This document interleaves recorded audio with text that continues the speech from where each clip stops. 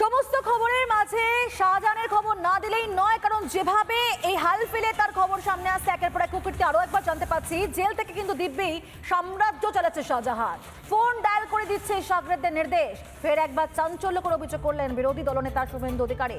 ফের বিস্ফোরক অভিযোগ করলেন শুভেন্দু অধিকারী, বলছেন যে জেলে বসেই শাহজাহান তার কাজ চালিয়ে যাচ্ছে। প্রেসিডেন্সি জেলের ৪২ নম্বর কেবিন, সেখানে শেখ শাহজাহান থাকে, হাতে দুটো মোবাইল। প্রেসিডেন্সি জেলে বসেই চলছে শেখ শাহজাহানের সাম্রাজ্য।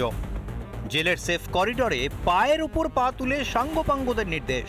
রবিবার ফের একবার বিস্ফোরক দাবি করলেন বিরোধী দলনেতা।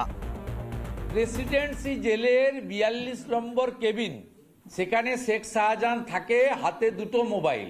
একটা ছোট মোবাইল যেটা অ্যান্ড্রয়েড ফোন নয়, আর একটা বড় মোবাইল অ্যান্ড্রয়েড ফোন। মোবাইলের কালার হচ্ছে গ্রে কালার। ওখান থেকে অপারেটিং করছেন সব। কিছুদিন আগেই শাহজাহানের বিরুদ্ধে প্রধান সাক্ষী ভোলা মণ্ডলকেও একইভাবে খুনের নির্দেশ দেয় শাহজাহান। সাক্ষীকে লোপাট করার জন্য আমাকে মূল পরিকল্পনা যে একদম টোটালটা শেষ করে দেবে। আলিমকে আমি পরিষ্কার দেখতে পেয়েছি। শুভেন্দুর দাবি, জেলবন্দি হয়েও প্রশাসনের নাকের ডগায় কলকাঠি নাড়ছে শেখ শাহজাহান। তার জন্য কেবিন দেওয়া হয়েছে। হোয়াই? তার জন্য কেবিন কেন অ্যালার্ট করেছে আমি জানতে চাই রাজ্যের মুখ্যমন্ত্রীর কাছে, মুখ্য সচিবের কাছে, কারা মন্ত্রীর কাছে, কারা সচিবের কাছে, প্রেসিডেন্সি জেলের সুপারের কাছে।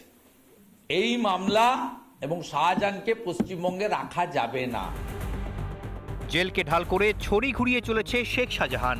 রাজ্যের সরকারি জেল যে দুষ্কৃতীদের আখড়া, তার খবর কি রাখেন মুখ্যমন্ত্রী? রিপাবলিক বাংলা। নানা ধরনের কন্টেন্ট দেখার জন্য লাইক করুন, শেয়ার করুন আমাদের ফেসবুক পেজ, সাবস্ক্রাইব করুন আমাদের ইউটিউব চ্যানেল। পাশাপাশি অন্যান্য ব্রেকিং নিউজের জন্য অবশ্যই চোখ রাখুন রিপাবলিক বাংলায়।